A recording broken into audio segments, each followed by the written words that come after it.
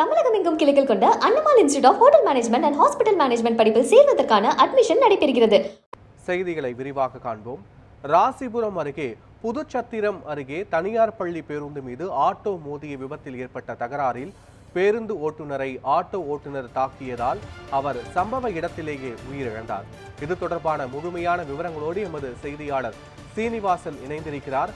சீனிவாசன், இந்த தகராறுக்கு என்ன காரணம்? உயிரிழந்தவர் தரப்பில் அவரது உறவினர்களுக்கு தகவல் தெரிவிக்கப்பட்டுள்ளதா? தற்போதைய கள நிலவரங்கள் என்ன? வணக்கம் சார்.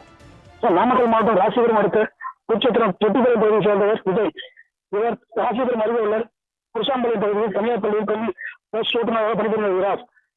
இன்று காலை குச்சத்திரம் பகுதியிலிருந்து பள்ளி மாணவர்களை ஏற்றிக்கொண்டு வேலூர் வழியாக பள்ளிக்கு செல்லும் போது வேலூர் பகுதியில் தனியார் ஆட்டோ ஒன்று எதிரே மோதுவது வந்துள்ளது. இது குறித்து இருவருக்கும் வாக்குவாதம் ஏற்பட்டுள்ளது. வாக்குவாதம் முற்றவே auto driver Vijay auto driver Aravind விஜயை சரமாரியாக தாக்கியுள்ளார்.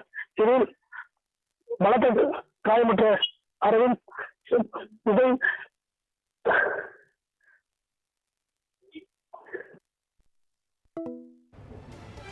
முழுமையான விவரங்களுக்கு நன்றி சீனிவாசன்.